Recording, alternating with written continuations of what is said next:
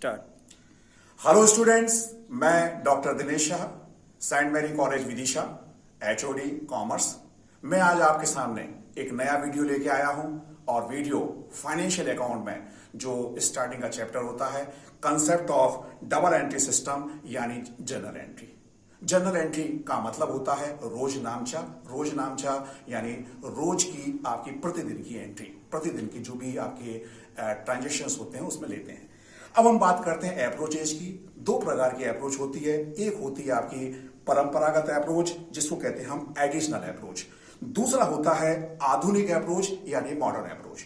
बात करते हैं अपन परंपरागत अप्रोच की। इसके अंदर तीन बातें आती हैं। एक आता है व्यक्तिगत खाता जिसको हम कहते हैं पर्सनल अकाउंट। दूसरा आता है वास्तविक खाता जिसको हम कहते हैं रियल अकाउंट। तीसरा आता है नाम मात्र खाता जिसको हम कहते हैं नॉमिनल अकाउंट। इसी प्रकार से आधुनिक मत यानी आपके मॉडर्न अप्रोच में 5 प्रकार आते हैं, जिसमें सबसे पहला होता है कैपिटल यानी पूंजी। दूसरा होता है आपका लायबिलिटीज यानी दायित्व। तीसरा होता है संपत्ति यानी आपकी एसेट। और इसके बाद चौथे नंबर पे होता है व्यय और हानि जिसको हम कहते हैं एक्सपेंसेस एंड लॉसेस। इसके बाद आखिरी प्रकार होता है आय और व्यय जिसको हम कहते हैं इनकम एंड प्रॉफिट्स। अब बात करते हैं इसके अपन जो इनके नियम होते हैं उन नियमों पर चर्चा करते हैं। सबसे पहले बात करते हैं व्यक्तिगत खाते पर। व्यक्तिगत खाते में आपके जो होता है जाने वाले को हम क्या करते हैं, डेबिट करते हैं, और पाने वाले को हम डेबिट करते हैं और देने वाले को क्रेडिट करते हैं। यानी आपका हो गया debit the river and credit the giver. इस टाइप की बातें हो जाती है। फिर होता है आपका वास्तविक खाता। आने वाले को डेबिट करते हैं और जाने वाले को क्रेडिट करते हैं। यानी इसका मतलब ये हो गया इंग्लिश के हिसाब से debit what come in and credit what goes out. ये तीसरी बात होती है नाम मात्र खाता जिसमें व्यय और हानि को हम डेबिट करते हैं और आय और लाभ को क्रेडिट करते हैं। यानी all expenses and losses debit करते हैं और ऑल इनकम एंड प्रॉफिट को हम क्रेडिट करते हैं। इसको हम इस प्रकार से भी समझ सकते हैं, व्यक्तिगत खाता, दूसरा होता है आपका वास्तविक खाता, नाम मात्र खाता। इनको हम ऐसे भी याद कर सकते हैं 3 प्रकार के। हम जब खाना खाते हैं, सुबह का ब्रेकफास्ट करते हैं, दोपहर में लंच लेते हैं और शाम को हम जब डिनर लेते हैं। इस प्रकार से हम अपने दिमाग में ये तीनों चीजें रख सकते हैं। इसके बाद हम नियम लेंगे आपके आधुनिक मत जो हैं। सबसे पहली होती है पूंजी। पूंजी में क्या होता है, कमी होने पर डेबिट करते हैं और वृद्धि होने पर क्रेडिट करते हैं। यानी decrease debit and increase credit.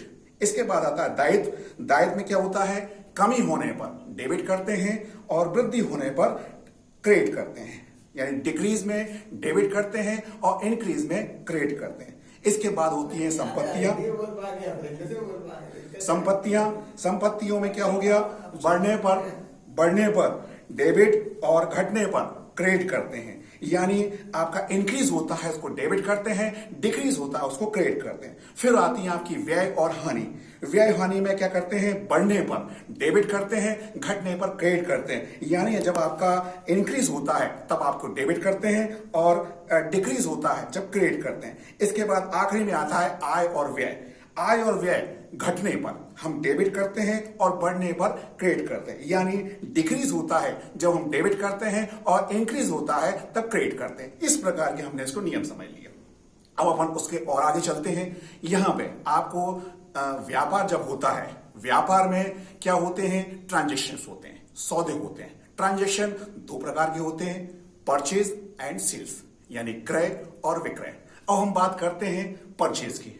Purchase भी 2 प्रकार के हो गए, कैश एंड क्रेडिट, नगद और उधार। इसी प्रकार से विक्रय भी 2 प्रकार से होते हैं, नगद और उधार। अब हम थोड़ी सी बात कर रहे थे एंट्री की। जैसे एक बात है कि आपसे राम से नगद माल खरीदा, तो हम क्या करेंगे, इसको purchase account debit to cash account. तो आपको ये ध्यान रखना है कि परचेज अकाउंट जो रहेगा वो ऊपर आएगा, कैश अकाउंट नीचे आएगा। अब इसी को अपन थोड़ा सा और चेंज करते हैं। राम से हमने माल खरीदा, नगद नहीं खरीदा, राम से उधार माल खरीदा, तो यहां क्या होगा, परचेज अकाउंट तो डेबिट रहेगा लेकिन नीचे कैश अकाउंट की जगह क्या आ जाएगा, राम का अकाउंट आ जाएगा।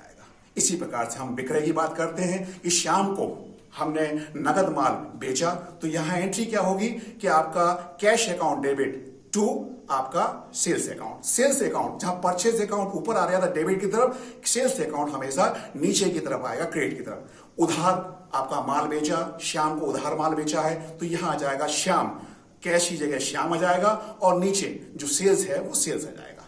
ये तो बात हो गई परचेज की और सेल्स की।